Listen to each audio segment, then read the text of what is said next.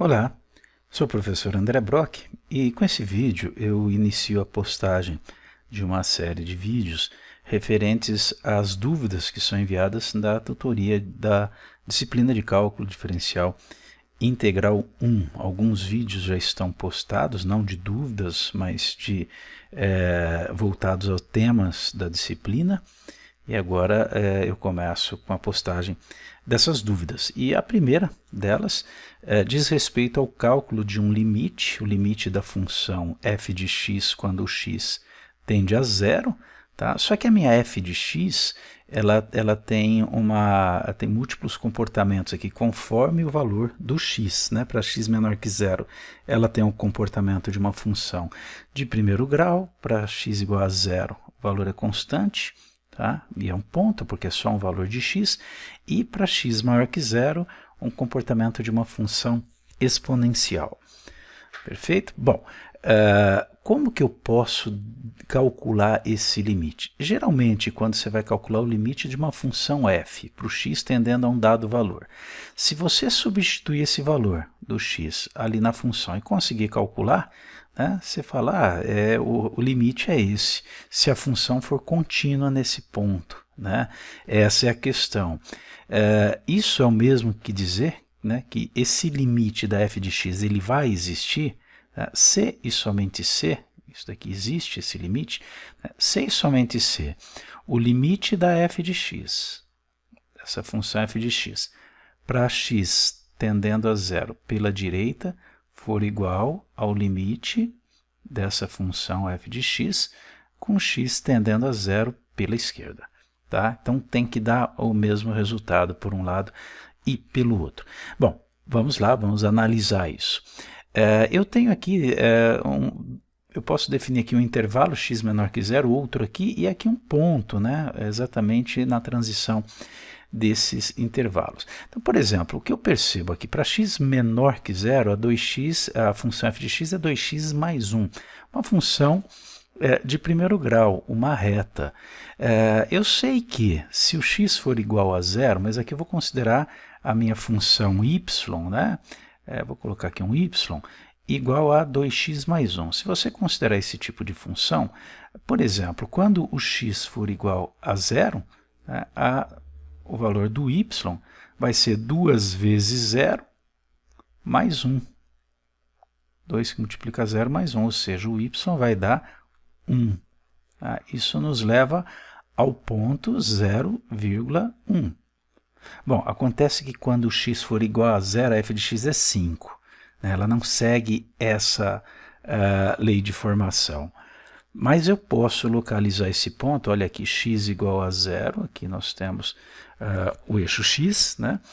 E o meu y ele é igual a 1. Vou colocar aqui o y igual a 1. Esse ponto aqui eu faço bola cheia, né? Ele não pertence a essa reta que chega aqui. Né? Então tem lá, se você quiser achar um outro ponto para ter um gráfico melhor esboçado aí, eu sugiro aqui que você calcule, por exemplo, a raiz dessa função. Né? Quer dizer, quando que 2x mais 1 é igual a zero? Quando 2x for igual a menos 1, o que equivale a dizer que x é igual a menos meio. Tá? Então, se aqui, por exemplo, for menos 1, você considera aqui menos meio, tá? O gráfico passa por este ponto. Aí você vai lá e traça essa reta. Esse é o comportamento do gráfico aqui, né, para x menor que zero. Quando o x for igual a zero, o y, né, vai ficar um pouco desproporcional aqui, mas o y é 5. O y é 5. Agora, quando o meu x for maior que zero, segue essa lei de formação. Então, vamos considerar agora uma função y que é igual a 3e elevado a x menos 1. Por exemplo, vamos considerar x igual a zero. Eu sei, né, repito, que quando x é zero, a f de x é 5. Mas e para essa função 3e elevado a x menos 1? Você vai fazer y igual a 3e elevado a zero menos 1. E elevado a zero é 1. Então, fica 3 menos 1, que dá 2. Correto? Então, quando o x for zero para esse comportamento, né, ou muito próximo de zero, tá, essa expressão vai ser muito próxima de 2. Então, você marca aqui o 2. Só que esse ponto aqui é bola cheia, ele não pertence a esse comportamento da função. E depois segue, né, o comportamento de uma função exponencial. Vou fazer aqui só um esboço. Perfeito? Então tá aí, né, um esboço do gráfico. Falei que não está muito proporcional, não é recomendado aqui essa escala incorreta, teria que ser um pouquinho mais para cima. Mas não vai caber aqui, não tem problema, é só para analisar em termos de limite. Observe aqui, né, nesse trecho em que nós temos x menor que zero. O limite da minha função f de x, à medida que o x se aproxima de zero pela esquerda, tá, olha aí, à medida que vai se aproximando de zero pela esquerda, a f de x, a minha função f de x, ela vai se aproximando de 1. Então, é igual a 1. Tá?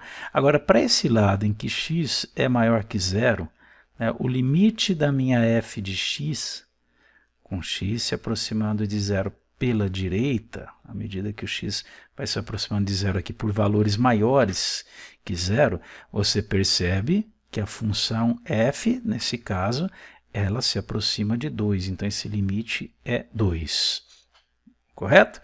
Bom, como o limite da f de x para x tendendo a zero pela esquerda é diferente do limite da f de x com x tendendo a zero pela direita, tá? Nós concluímos, portanto, que não existe o limite dessa função f de x para x tendendo a zero, seja pela direita ou pela esquerda. Ok? Então, tá aí a resolução e até o próximo vídeo.